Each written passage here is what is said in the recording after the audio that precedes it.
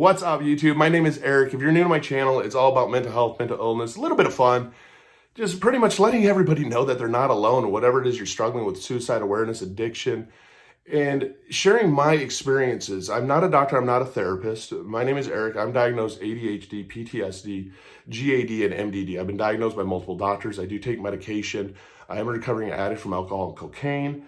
I lost a wife and a father to suicide. So I've experienced a lot, and I have a joy in being able to share what I've been through in the hopes that it does help somebody else out there struggling, because so many of us do struggle silently. Lexapro.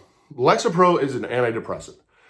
How it's been explained to me, because I have taken Lexapro before, is it is considered a mild antidepressant. I don't know what that personally means. I've had 3 different doctors, though, tell me it was a mild antidepressant. Only one of the doctors, though, prescribed it to me. Why I was prescribed Lexapro is I am ADHD, and when I was in California, first moved out here, I ended up getting a different doctor again. I've trialed and errored it through various doctors. I was tested for manic depressive disorder. I was tested for bipolar, tested for ADHD. I was ADHD. And he ends up prescribing the Adderall as I normally had taken it. I've taken it pretty much all my life, of 10 milligrams in the morning, 10 milligrams in the afternoon. But he wanted to prescribe Lexapro also, because one of the side effects of Adderall is depression. Now, for me, Adderall actually helps with my depression and it helps with my anxiety. I know that others have experienced that too. But for others, it can have a side effect of depression. So he goes, have you ever taken an antidepressant with this? And I've taken antidepressants before, but I never really took it for the sole purpose of Adderall. And I was like, I never have. I've never really experienced depression with Adderall. And he goes, well, let's try it out. And now I've always, because of how my dad was, trial and error was everything to me. And I thought to myself, okay, if this works even better, why not? Like, if this keeps my mood up higher. Now, there's tons of success stories with Lexapro. Life, when it comes to medication, is trial and error, because we're all different. I mean, that's why there's different ADHD medications even. That's why there's different antidepressants, because different ones will react differently with everybody. I know people that have had amazing success stories with Lexapro. Myself, I didn't. I was on a low dosage of Lexapro. I was taking 10 milligrams a day, and I was taking it in the morning. And you take it with food because it would upset stomach, which was something I always have to focus on, because Adderall is kind of stunts your hunger. So it was one of those things, okay, I got to make sure that I force myself to eat. And the first week into taking Lexapro, I really didn't notice any difference. Anything I've ever noticed when I've taken medications, usually for about the first week, I've never had that aha moment the first week, or like 3 days in, like, aha, oh my God, this is amazing. I know people that have had that. I have never had that. I don't really get that aha moment or even notice it until later on, and I look back at where I came from and went, okay, this did make a difference, or it didn't make a difference, or this is what it did to me. The first week on Lexapro, didn't notice anything. The second week on Lexapro, the one thing that I did start to notice is I kind of felt like I was empty inside. And I thought it had to do with work. I thought it had to do with a lot of the situations I was going through. I was going through a divorce at the time, wasn't really thinking it through clearly. But I started really kind of just feeling this hole, this emptiness inside of me. And the last thing I would ever think it would be is an antidepressant. I mean, it didn't comprehend in my brain that the commercials, even when you see them now for antidepressants, they say suicidal thoughts, and you go, well, that's an antidepressant. Why would that have suicidal thoughts? Because with some of us, it reacts that way.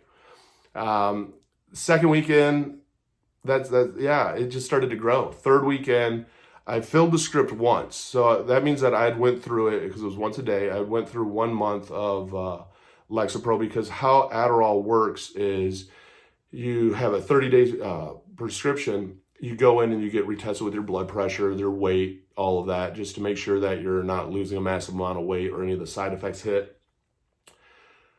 Went back in, no, everything's fine. But I even remember telling the doctor, like, I'm feeling down and out. Like, I don't know what's wrong. And I kind of explained what was going on in my life with work. And so we talked about, like, the stress of life, but not the medication.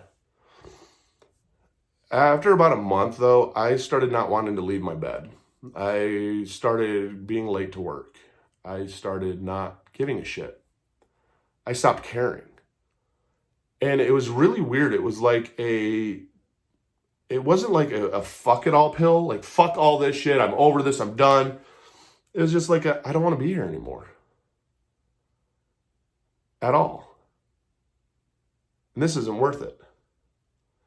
And it was a very logical, and I've shared about this before because I've attempted suicide in 2018. I ended up losing my wife in 2015 to suicide, my dad in 2017.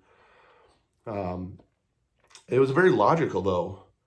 And the way that it started playing out in my brain is I was driving about 100 miles each way to work. And where I was driving, it was a cliff. And I started envisioning myself just driving over that cliff. And that life will be okay afterwards. Everything will be okay afterwards once I drive off that cliff. And I went through about 2 weeks straight of convincing myself of, okay, I need to drive off that cliff. And during this time, I'm taking my Adderall, I'm taking the Lexapro. And I started doing phone calls around. And they weren't blunt phone calls of like, hey, here's where I'm at mentally. I wasn't as good with communication as I am now of understanding mental illness. They were kind of hinting that I'm depressed. I'm calling my brother and just like, hey, let Riley, my niece, know that I love her. Let Sadie know that I love her. And calling up my parents, hey guys, I really love you. And then the whole time I'm like, no, today's not going to be the day, but I could just feel it building up. Like, I'm driving off this cliff. I just don't know fucking when. And I hope to God that I pass out, but once the impact hits, it's all gone. I'm not going to be in any pain. And I'm driving one day, and this is about a month and a half into taking the medication. I call up my parents and I'm like, if I don't ever see you guys again, I love you. They're like, what are you talking about? And so they start quizzing in, and I start telling them where I'm at mental-wise and the emptiness that I feel and the depression that I'm feeling. And like, I don't even know how I'm sharing. I'm just like, dude, I want to drive off the fucking cliff. Like, I want to drive off this cliff. And I remember telling them, I want to drive off this cliff. And I'm talking to my dad on the phone, and he's like, what's going on? What's happened in life so far? And we're running through the normal bullshit of life. And he goes, what else have you changed up? And he goes, are you taking your meds? And I go, yeah, I'm taking Adderall and I'm taking Lexapro. He goes, okay, you're taking Lexapro. How long have you been on Lexapro for? And I go, about a month and a half. He goes, okay, when did you start really feeling this way? And I was like, about a month ago, because it was about 2 weeks into taking Lexapro, I started feeling this way. I go, like, for a month, like, I noticed it getting worse every day. I mean, I'm driving by the fucking cliff, like, convincing myself to drive off this cliff that I need to die. And he goes, one of the things I want you to do right now is, he's like, tomorrow, don't take Lexapro. Stop taking the Lexapro right now. Okay. He's like, I want you to start calling me every day. Okay. The feelings didn't go away right away, but within a week, like, I noticed myself being happy again. I noticed, like, the joy in life, like, my spirit, like, woke back up and said, hey, I'm here again. Let's live. And so I ended up sitting down with that doctor, and I explained the feelings, and they explained to me that could be one of the side effects. I even asked my dad, I'm like, how did you fucking know this? He goes, well, it's the side effects of Lexapro. Some people do get suicidal thoughts, and like, your suicidal thoughts are calculated thoughts, like to drive off the fucking cliff at this part of the 15 in California, and you want to kill yourself like that. You're having suicidal thoughts. And it was really one of the first times that I ever really truly had suicidal thoughts. I mean, not in the way of, oh God, I want to kill myself because life is horrible right now. No, it was like, dude, this is what I got to do. This is what I got to do. And it was a very different suicidal thought than when I full on went suicidal and tried to kill myself where the vodka saved my life. It was a different type of feeling. But with me, Lexapro, I have to watch out for it because it does give me suicidal thoughts. And that's not the case with everybody. And this isn't a video to bash Lexapro because I know a lot of people that Lexapro has worked for. And that's why I like sharing this story, actually. And I am actually pro Lexapro because I know more people that Lexapro has helped than what it hasn't helped. And I'm not a doctor. I don't prescribe this drug. But when people ask about Lexapro, I'm like, dude, I know a lot of success stories about it. Now, I can tell you my story. It's not the greatest, but I can tell you a ton of success stories. For me, it made me suicidal. For a lot of people I know, it's been a lifesaver, and they don't even have to take a high dose. I mean, 10 milligrams.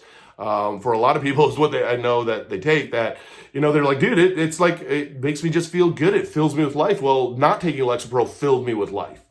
And that just goes to show just the trial and error with medication and why it is so important to trial and error with medication, because you never know what's going to work for you. And it's about not giving up. And if something is not right and you notice a change, you got to communicate with your doctor and let them know.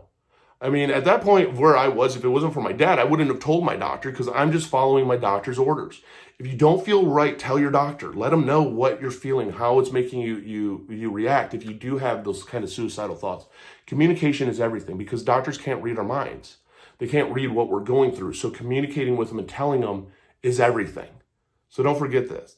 I mean, it's trial and error to find what works. And don't give up on yourself. I mean, hit that like and subscribe button. I mean, comment down below. I'd love to know your thoughts. That's why I even started the nonprofit Driven Together to bridge a gap between a crisis hotline and therapy of sharing tools, experiences, and resources so that nobody goes it alone.